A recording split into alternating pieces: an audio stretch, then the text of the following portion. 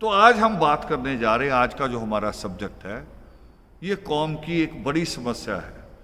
हमने एक तो मनुस्मृति ने हमें बांटा है, कास्टों में, जातियों में। लोग संख्या गिनते हैं कि 6000 जातियों में बांट दिया, मगर हम भी बांट रहे हैं। मनु ही नहीं बांट रहा हमें, हम भी बांट रहे हैं। हम लोगों को प्रांत के नाम से बांट रहे हैं कि जी मैं हरियाणा का, ये यूपी का, ये पंजाब का, वो हिमाचल का, हम इसमें बांट रहे हैं और बांट रहे हैं। केवल हरियाणा में हरियाणा नहीं, पंजाब में पंजाब नहीं, पंजाब के अंदर भी बांट रहे हैं कि जी हम तो माझे वाले हैं, ये दुआबे वाले हैं, वो एक है मालवे वाले हैं, और मालवे वाले आपस में दो हैं। मालवे वाले दो हैं। मालवे में लुधियाना आता है, मालवे में साथ में जुड़ता मोगा आता है, बठिंडा आता है, संगरूर आता है, पटियाला आता है। मगर लुधियाना पटियाला में शादी करेगा, बठिंडा नहीं करेगा। देखो, जो एक ही जगह आ रहे हैं, एक ही उसमें इतना हम बांट रहे हैं। और उसमें एक बहुत बुरी बांट कर रहे हैं हम गोत्रों के नाम से। किसी को पता नहीं भी गोत्र है क्या, मगर उसका अहंकार पाला हुआ है, अहंकार बहुत बड़ा। अभी मैंने नाम लिया बीच में से गुग्गा चौहान, वह चौहान शब्द पकड़ दिया। चौहान पकड़ के आधी यूपी पागल है, पूर्व वाला हिस्सा, कि जी चौहान चौहान चौहान। अब एक गोत्र होता है भट्टी, वो हमारे यहां भी होता है, सिखों में भी होता है, और मुसलमानों में भी होता है, ब्राह्मणों में भी होता है। वो ई की मात्रा हटा देते हैं, वो भट्ट लिखते हैं, ई नहीं लगाते। एक गोत्र गिल होता है, वो हम में भी है, सिखों में भी है, और मुसलमानों में भी है। और कई बार गोत्रों में स्थानीय भाषा का प्रभाव आ जाता है। पंजाब में जिसे अटवाल बोलते हैं, हरियाणा में ठ लगाते हैं, अठवाल बोलते हैं, ट की जगह ठ कर देते हैं। और वही महाराष्ट्र में जाके अठाउले हो जाता है। मगर जिसको अकल नहीं वो इसको 3 मानेगा, जिसको नहीं समझो वो इसे 3 मानेगा। मगर सोचना यह है कि गोत्र है क्या। अभी मैंने कहा कि हमारा जो प्रधान चुना जाता है कि जिसके घर में खानदान में ज्यादा लोग हों और गुंडे हों, ये नहीं शरीफ ना हो। करे शरीफ को नहीं बनाएंगे, गुंडे को बनाएंगे। परमात्मा के हाथ में कलम, और हम प्रधान बनाएंगे गुंडे को। एक और परंपरा हमारे यहां जलंधर में बस्ती है, बस्ती शेख, वहां जब भी चुनाव होता है 3 गोत्र हावी हो जाते हैं। सब्बरवाल है, एक थापर है, एक सहोता है, तीनों हावी हो जाते हैं। और तीनों में से 2 की गिनती कहे ज्यादा करे, शायद 1 की कम है, तो कहेंगे कि जिनकी गिनती ज्यादा है ना, उनमें से अध्यक्ष बनेगा, जनरल सेक्रेटरी भी वही होगा, कैश भी उसी के पास होगा, दूसरों को नहीं बनने देंगे। दूसरा चाहे आके झाड़ू लगाए, रोज सफाई करे, पानी लेके पूरे आश्रम को धो दे, तब भी वो अध्यक्ष नहीं बन सकता। उसका गोत्र देखा जाता है। बड़ी अजीब बात है। बहुत जगह जाके देखा, मुझे पहले लगा करता था बचपन में चंडीगढ़ बड़ी अच्छी जगह है, बॉम्बे बहुत अच्छी जगह होगी, कलकत्ता बड़ा अच्छा होगा। अलग सपने बने हुए थे कि बड़ा शहर होगा और बड़े शहर की बड़ी बातें होंगी, और वहां के लोगों की सोच शायद बड़ी होगी। वो मुझे ये नहीं समझ थी, क्यों गए तो यहीं से हैं, बॉम्बे में भी हमारे यहां से जाके लोग बसे हैं, वो हमारे कीटाणु साथ लेके गए हैं। जैसी बुराइयां हम में हैं, जो आदमी कलकत्ता गया वो बुराइयां साथ लेके गया, जो आदमी चंडीगढ़ गया अब चंडीगढ़ कौन सा शहर है? चंडीगढ़ वो शहर है जो बसते बसते नहीं बसा, जिसको पूरी तरह से पूरा बनाया गया। टोटली जिसको कहते हैं ना कि टोटली जिसका विकास किया, पूरा नया बनाया गया, विकास नहीं, जिसको पूरा बनाया गया, उस विकास तो अब हो रहा है उसका। पंचकुला की तरफ, मोहाली की तरफ, उधर परवाणु की तरफ, अब थोड़ा थोड़ा उसका विकास हो रहा है। जिसको पूरा स्थापित किया गया और जिसमें 2 प्रांतों की राजधानी, जिसमें बड़ी यूनिवर्सिटी जिसका पूरे भारत में नाम है, जिसमें पीजीआई, जिसमें और कई बड़े कॉलेज, तो बड़ा मैं सोचा करता था कि वहां लोग अलग ही होंगे। और बॉम्बे की बात आती तो बिल्कुल अलग लगता था कि वहां भी बड़े अच्छे लोग होंगे, जहां पर इतने बड़े बड़े इंस्टीट्यूट है, रिसर्च इंस्टीट्यूट है। मगर जैसे जैसे सब जगह जाने को मिला तो लगा कि ये हमारी बस्ती से अलग बिल्कुल नहीं है, बिल्कुल वैसे ही हैं। उन्हीं बुराइयों में, उन्हीं पखंडों में, वही सारे के बीमारियों के साथ। और बॉम्बे जाके तो बिल्कुल ही भरम टूट गया। इतनी झुग्गियों झोंपड़ियों में रहना, और गली और नाली एक ही होती थी। गली और नाली में आप डिफरेंस नहीं कर सकते। सेंटर में नाली है, उसका कोई किनारा नहीं बना हुआ, बस वैसे ऊंची मिट्टी की हुई है, दोनों तरफ पांव रख के चलो। और नाली, आपको नाली बता रहा हूं, और घर के बाहर एक स्लैब, पत्थर की स्लैब, उसी नाली के पास डाल के औरत वहीं स्टोव रख के रोटी बना रही। मैंने कहा ये जीवन है? इसको छोड़ के आदमी पंजाब हरियाणा छोड़ के इसके लिए आया, अच्छी भली जगह छोड़ के। मगर एक आदमी मिला हमें, वो कह रहा जी मेरी एयरफोर्स में ड्यूटी है। मैं कभी एयरफोर्स में ड्यूटी और यहां रहते हो, तुम्हें क्वार्टर नहीं मिला? ये तो बहुत बड़ा शहर है। कह रहा जी मिला हुआ, मुझे क्यों नहीं मिलेगा, मैंने लड़के लिया है। तो मैं कहा तेरी औरत रोटी नाली पे बना रही है। वो कह रही वहां दिल नहीं लगता, वहां अपने घर नहीं है, मैं जाके अकेला हो जाता हूं, है ना। शाम को लोग ताश खेलते नहीं मिलते। तो मैं कहा लोग बाहर निकलते ही नहीं करे, पार्क बना हुआ, लोग निकलते हैं, अच्छी बातों पे चर्चा करते हैं, मगर शराब पी के लड़ता कोई नहीं है। तो मजा सा नहीं आता, इसलिए मैं यहां आ गया हूं दोबारा। और आदमी का नाम आप हैरान हो जाएंगे। देखो नाम का कोई असर नहीं, उसका नाम सत्यनारायण। हैरान होंगे आप। एक का नाम वेद प्रकाश, कोई असर नहीं, ना वेदों का असर, ना सच का असर। तो गोत्रों वाली वहां भी बीमारी, वहां बस्तियां गोत्रों के नाम से बस्ती हैं। गोत्रों के नाम से जहां बाहर इकट्ठे होंगे, एक एक गोत्र वाले इकट्ठे होंगे। और बहुत बाद में मैं चला गया हैदराबाद। हैदराबाद में हमारी मीटिंग चल रही, प्रचार हो रहा, और बहुत अच्छा प्रचार हुआ था, मगर हमारे साथियों ने खराब कर दिया। ज्यादा पढ़े लिखे साथियों ने खराब किया। और भी देखो बताऊं, बाबा साहब ने कहा था कि पढ़े लिखे लोग खराब करते हैं, जो अनपढ़ थे वो लेके गए मूवमेंट को।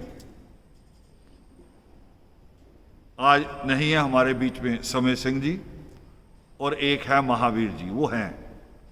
ये लेके गए अनपढ़ लोग, मूवमेंट लेके गए। पंजाब में उनकी रिश्तेदारी हैं, वहां से योगीमा पर्व में आए, और वहां से वो इस विचार को वहां लेके गए। और जब वहां गया, और मैं पहली बार वहां गया, तो कुछ लोग विरोध करने के लिए हॉल में इकट्ठा हुए, विरोध के लिए। और कौन? सारे पढ़े लिखे। वो विरोध के लिए आए, क्योंकि उनके अंदर बुद्ध घुसा हुआ था। वो अंबेडकरवाद को, पहले बुद्ध को घुसोड़ते हैं। अंबेडकरवाद में बुद्ध एक विषय है, और वो भी अंबेडकरवाद में नहीं है, वो बाबा साहब का या धर्म को, वो निजी मामला होता है उनका। हमारे लोगों का अंबेडकरवाद ही बुद्ध है। बाकी बातें नहीं मानेंगे बाबा साहब अंबेडकर की, कि उन्होंने अपना पूरा जीवन कुर्बान कर दिया। उन्होंने कोई बैंक अकाउंट नहीं अपना बनाया, अपने बच्चे कुर्बान, ये नहीं करना, बाबा साहब की बातें नहीं माननी, बुद्ध वाली माननी।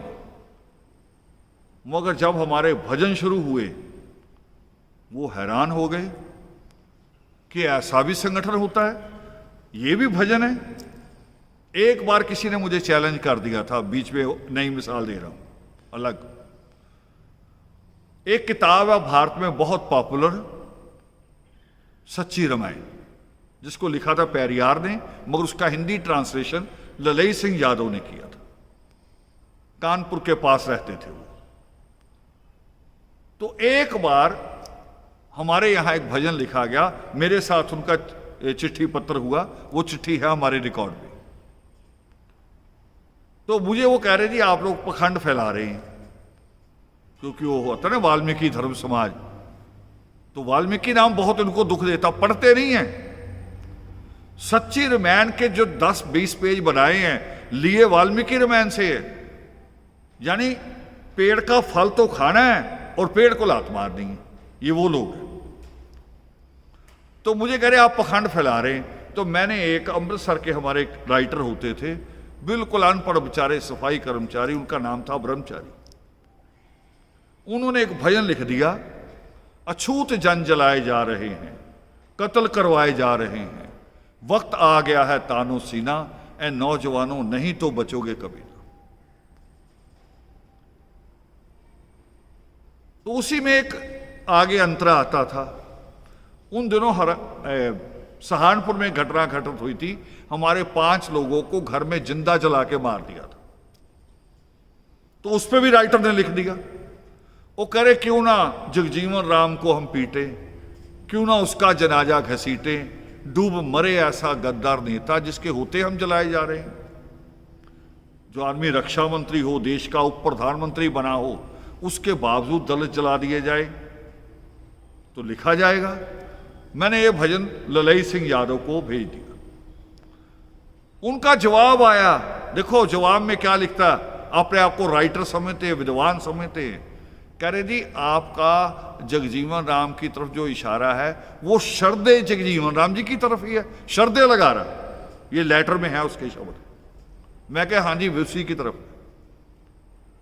तो हैदराबाद के मंच पे भी ऐसे ही भजन हुए, बाबा साहब अम्बेडकर पे हुए, बाबा साहब अम्बेडकर की कुर्बानियों पे हुए, उन्होंने अपने बच्चे कुर्बान किए उस पे हुए।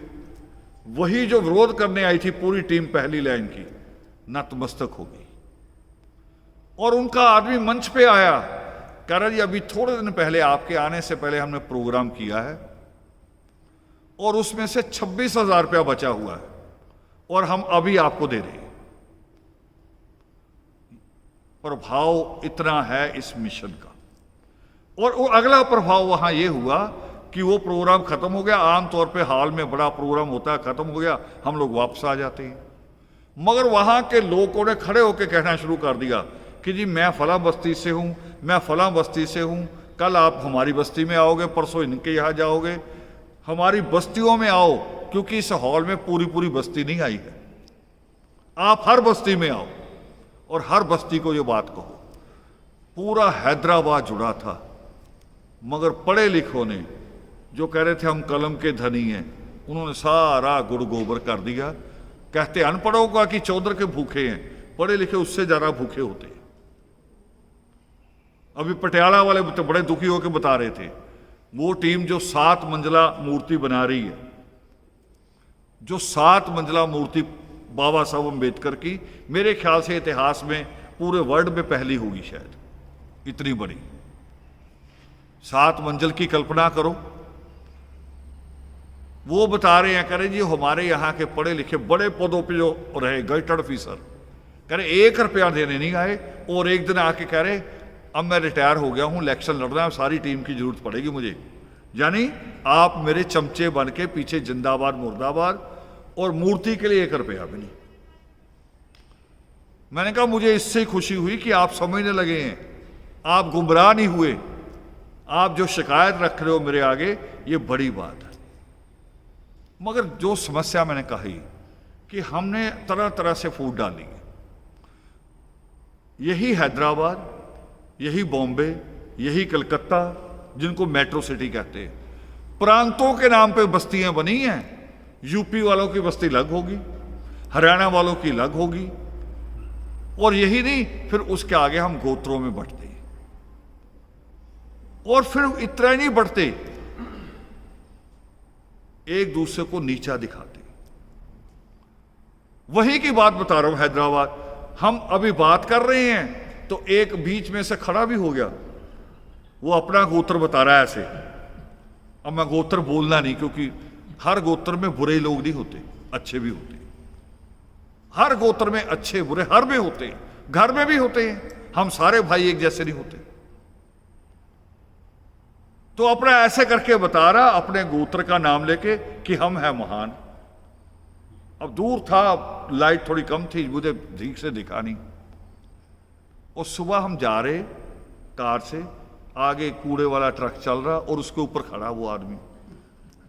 तो मुझे बताया शैलेश जी ने, कह रहे जी इसको पहचाना? मैं कहा नहीं जी, मैं तो कभी मिला नहीं। कह रहे वो है जो रात को ऐसे कह रहा था हम हैं महान, देखो कूड़े के ट्रक पे है, कितना महान है देखो। तो हमें गोत्रों का इतना ज्यादा कर लिया है। गोत्रों के नाम पे कौम में भी फूट, गोत्रों के नाम पे घरों में भी फूट डाल रहे हैं। देखो एक और बीमारी है, कोई अपने गोत्र वाला मिल जाए, कह रहे ये गोत्र मेरा धर्म का भाई है। देखो गोत्र वाली औरत मिल जाए, ये मेरी धर्म की बहन है।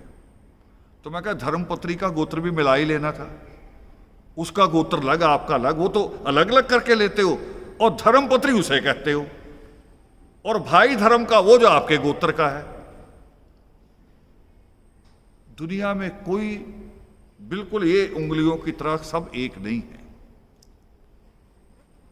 हम विचार एक पैदा करते हैं।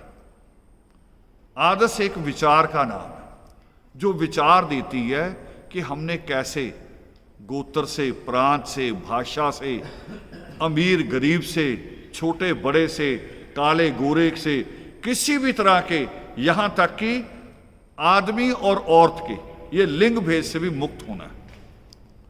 हमने अपने अंदर कोई ये चीज पालनी नहीं है। जो आदमी यहां नतमस्तक होता है, जो ये कहता है कि मैं एक ईश्वर में विश्वास रखता हूं और मेरा ईश्वर सृष्टिकर्ता वाल्मीकि दयावान है, उससे ज्यादा बड़ा रिश्ता हमारा दूसरा नहीं है। हमारा रिश्ता यहां खड़ा होता है। जो कहे कि मैं इस कलम को मानता हूं और अपने बच्चों के जीवन में कलम उतारूंगा, वो हमारा रिश्ता है। मैं घर बाद में बनाऊंगा, पहले बच्चों की डिग्रियां बनाऊंगा। मैं लड़की की उम्र नहीं गिनूंगा, उसकी डिग्रियां गिनूंगा। हमारा रिश्ता वो है। मगर हमने बना रखा है, अपने गोत्र वाला मिल जाए पागल हो जाते हैं, बिना वजह ही पागल हो जाएंगे, चाहे वो कितना बड़ा गधा ही क्यों ना हो, कि मेरे गोत्र का है, अब ये मेरा भाई बन गया है, अब ये मेरी बहन बन गई है, उसको कहेंगे ये धर्म का भाई है। भाई धर्म तो यहां है, तुम्हारे गोत्र में धर्म थोड़ी छुपा है। बताओ किसी गोत्र में धर्म होता है? वो गोत्र में धर्म बना लिया, और सगे भाई से बनेगी नहीं, सगी बहन से बनेगी नहीं, और धर्म की गोत्र वाली बहन ढूंढ लेंगे, गोत्र वाला भाई ढूंढ लेंगे। ये सब कुछ हमें बांटती हैं। ये कौम में एकता स्थापित नहीं होने दे रही। इसकी बीमारी और भी बड़ी, अभी अगला पड़ाव में आ रहा हूं। अभी 6-6 गोत्र रखे जाते थे शादियों के समय, मां का, बाप का, दादी का, नानी का, और भी होते थे कि अगर दादियां 2 हो गई, मान लो एक की डेथ हो गई थी, उसका गोत्र भी याद रखना है। नानी 2 होगी तो उसके गोत्र भी याद रखने हैं, कि ये देली नहीं, वो गोत्र नहीं आएगा जी। अजीब बात। और इसी देश में खाली मुसलमान की बात नहीं कहूंगा, उसको तो लोग कह देते हैं फालतू है, शायद हमारी मानसिकता भी ऐसी बनी हुई कि मुसलमान गलत है। ये पंजाब में जो शहरी सिख है, पंजाब में जो शहरी सिख है, उनमें बुआ और मामे के लड़के लड़कियों की शादी होती है, और पूरे समाज के बीच में होती है, और मान्यता है उसको कोई बुरा नहीं कहता। अब वहां कौन सा गोत्र मिलाएंगे? अगर बुआ से ही होनी है, बुआ के बच्चे से, तो बाप का और बुआ का गोत्र एक ही हो गया कि नहीं हो गया? हुआ कि नहीं? अगर मासी से होनी है तो मां का और मासी का गोत्र एक है। वो क्या देख रहे हैं? वो कह रहे हैं इस परिवार को हम बेहतर जानते हैं, इनके बच्चों को बेहतर जानते हैं। इनका बच्चा जिसका नालायक होगा, जो दुकान पे बैठने की जिसको आदत नहीं, उससे नहीं करेंगे। जो 10 घंटे बैठ सकता है उससे करेंगे। और उनको बाहर से नहीं पूछना पड़ता, उनको अंदर ही जानकारी होती है। मुसलमानों में भी होती है यही शादियां, पर मुसलमान के बारे में भारत में बुरा बुरा बुरा बुरा फैला दिया गया, जबकि इस्लाम में बहुत सारी खूबसूरत बातें, बहुत अच्छी बातें और हर किसी में होती हैं। धर्म की स्थापनाएं जब होती हैं, जो महापुरुष स्थापित करते हैं किसी संप्रदाय को, अच्छी बातों से करते हैं, अच्छी बातें बोल के लोगों को जोड़ते हैं। बाद वाले मैनेजर बिगाड़ देते हैं, जो बाद में ठेकेदार बनते हैं वो बिगाड़ देते हैं। सारे अच्छी बातों से जोड़ते हैं। तो वो कर रहे हैं। अब इससे भी आगे जा रहा हूं, इससे भी आगे। ये हिमाचल है, बिल्कुल बगल में पंजाब के। पंजाब में भी परंपरा रही है ये, जो बड़े स्कॉलर आपको बताएंगे। एक स्कॉलर हमारे मंच पे भी आते हैं, कई बार आए, दिल्ली के सेमिनार में भी आए थे। जेएनयू यूनिवर्सिटी से रिटायर हुए प्रोफेसर सुरेंद्र सिंह जोत का। सबसे पहली आदर्श के ऊपर रिसर्च उन्होंने की थी। उनके स्टूडेंट आए थे मेरे घर तक, और लास्ट में फिर वो स्टूडेंट के साथ खुद आए थे। अब वो कई दूसरी यूनिवर्सिटियों से जुड़े हुए विदेशों की, खुद चार्ट है वो पंजाब की। और वो भी बताते हैं कि पंजाब के जाटों में भी जो जमींदार जो है, जिनकी जमीनें हैं, जिसकी ज्यादा जमीन नहीं है, 10 किले है, 15 किले है, उनमें एक ही लड़के की शादी होती थी, बाकियों की नहीं होगी। हिमाचल में भी था। हिमाचल के जो लोग मूल निवासी वहां के लोग हैं, जो हमारे लोग जाके बसे वो नहीं, जो वहां के मूल हैं, उनमें भी एक की शादी होगी, चाहे बड़े की हो, चाहे बीच वाले की हो, चाहे छोटे की हो, पत्नी सबकी बनेगी। उन्होंने गोत्र रखे नहीं। रखा क्या? निशाना क्या रखा? निशाना ये रखा कि जमीन नहीं बंटनी चाहिए। अब 10 एकड़ को बांट बांट के कितनी करेंगे? फिर घर कैसे चलेगा? पेट कैसे भरा जाएगा? आने वाली संतान का क्या होगा? अब वही हिमाचल के लोग हैं जो आर्मी में बड़े ऑफिसर बन गए। नहीं तो जमीनें बांट ली होती तो भिखारी बन गए होते। हमने बहुत गंदी गंदी परंपराएं हमने पकड़ ली, बिना वजह चौधरी बन के 6 गोत्र 4 गोत्र मिलाएंगे। अब समस्या आ रही है। इस समस्या को मैं बहुत समय से उठा रहा था कि लड़कियां ज्यादा पढ़ रही हैं, लड़के कम पढ़ रहे हैं। आप अगर 4-4 गोत्र मिलाओगे तो शादियां नहीं होंगी। 1-2 गोत्र रख लो। मेरी अपनी हार्दिक इच्छा भी एक ही रख लो। वो भी इसलिए कह रहा हूं कि आपको हजम नहीं होगा। एक ही रख लो बस, और उनमें से भी तय कर लो मां का रखना कि बाप का रखना, क्योंकि वैसे ज्यादा हिस्सा बच्चे में मां का होता है। बाप का एक हिस्सा होता है 25%, 75% 3 हिस्से मां के होते हैं। ज्यादा उस असर मां का होता है। चुन लो उसमें से किसी को। अभी एक और बात बताने जा रहा हूं। अभी आप गिन लोगे, अच्छा जी मुसलमान भी छोटा सा है, सिख को भी छोटा गिन लोगे, शायद हिमाचल के उन लोगों को भी छोटा गिन लो। दक्षिण भारत का ब्राह्मण है जो इतना बड़ा तिलक लगाता है, चंदन ऐसे सुबह उठते ही। पता उनमें शादी कैसे होती है? सगे मामे की शादी भांजी से होगी। कहां गया गोत्र? सारी बीमारियां गरीबों में आती हैं, सारी बीमारियां गरीबों में, और गरीब समझता नहीं। और फिर हमारा बच्चा भी उसी तरह से पलना शुरू हो जाता है। हम जो जो उसे कहते कि ये ठीक है, ये गलत है, वो उसी में पलता चला जाता है। मुझे एक बड़ा अच्छे हमारे भारत में है विकास, प्रोफेसर है दृष्टि वाला, उसकी मुझे एक बड़ी अच्छी मिसाल लगती है। वो कह रहा मैं ठेठ हरियाणा भिवानी में पैदा हुआ, स्कूल पढ़ा, कॉलेज पढ़ा, बाप भी टीचर थे, मगर कह रहा उसके बावजूद दिमाग में गंदी बातें बैठी हुई थी।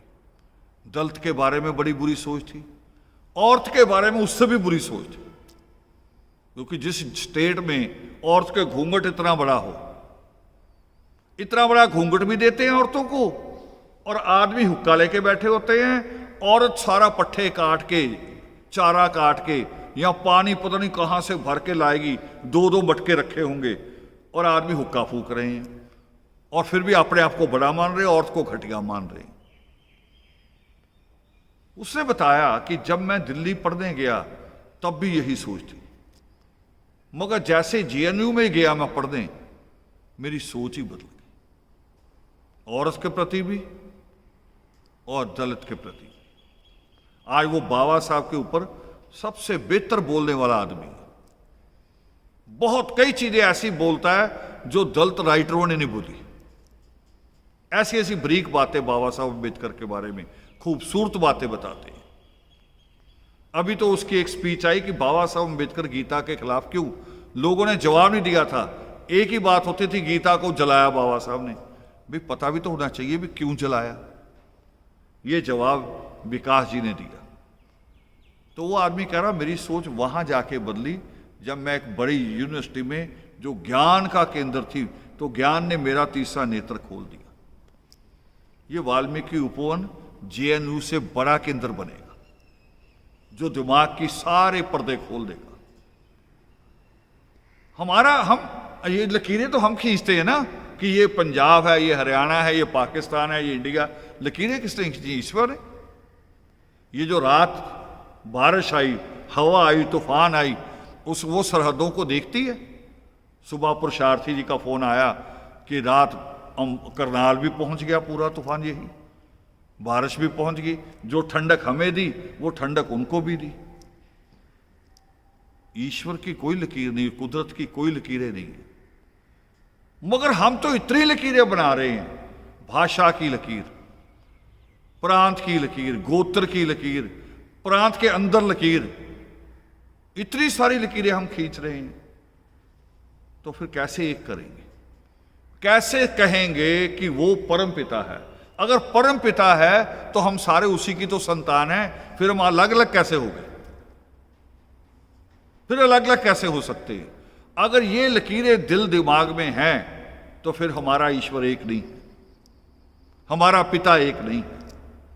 अगर हमारा परम पिता एक है, अगर हमारा जगत पिता एक है, तो ये लकीरें हमारे दिमाग में नहीं होनी चाहिए। ये सारे भेदभाव निकल जाने चाहिए। अब यूपी में हमारे इतने बेहतर साथी हैं, कई बार मैं देखता हूं कि इनके जैसे साथी पंजाब में नहीं। मगर ये भी नहीं कि पूरा पंजाब बुरा हो।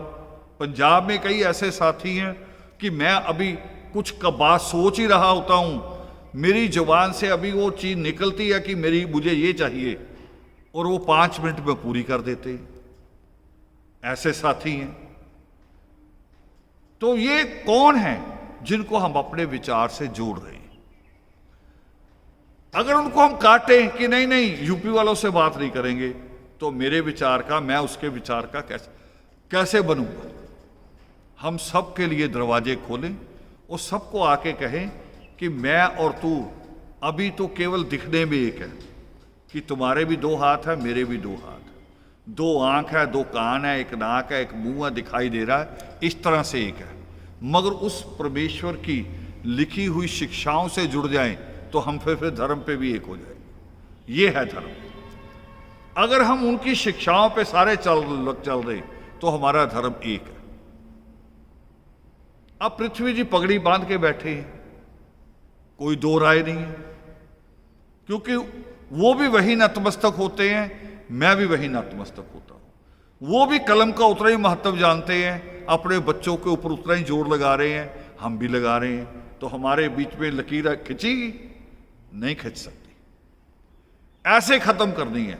हम पहरावे से, भाषा से, प्रांतों से ये लकीरें नहीं खींचनी, रंग रूप से भी नहीं खींचनी।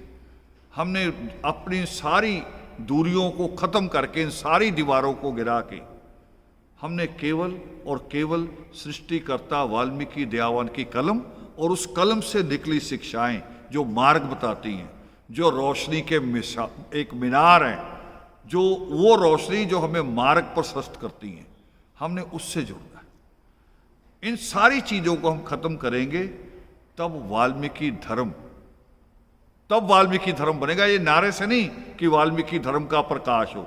वाल्मीकि धर्म का प्रकाश होगा जब हमारे दिलों में जो अंधकार है, जब हम वो निकाल देंगे, वो हम खत्म करेंगे। तो एक परंपरा हम लोगों ने कायम की है।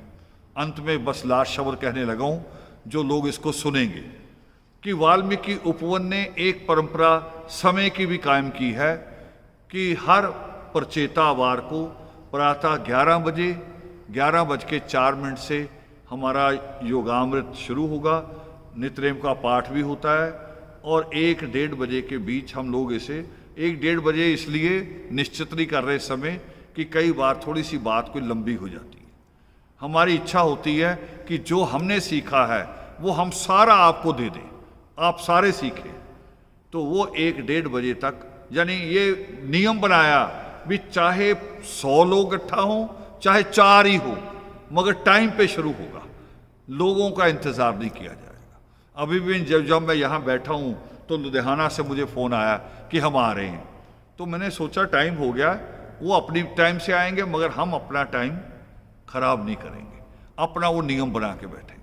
आने वाले दिनों में इस टाइम को हम और बढ़ाएंगे, क्योंकि अभी थोड़े लोग कम आते हैं, कुछ गर्मी से लोग रुके हुए हैं।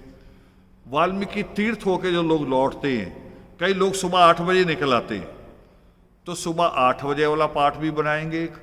और कुछ लोग शाम को आते हैं, पूरा दिन वाल्मीकि तीर्थ घूमते, 4 बजे वहाँ से चलते हैं, तो शाम को 5 बजे या 6 बजे वाला पाठ भी शुरू करेंगे, मगर वो लोगों का आना शुरू होगा तब।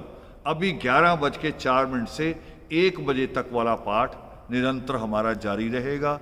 इन्हीं शब्दों के साथ, इस प्रार्थना के साथ और इस उम्मीद के साथ कि जो बात मैंने कही, जिन लकीरों को, दीवारों को ख़त्म करने की, इसके ऊपर आप अमल करेंगे।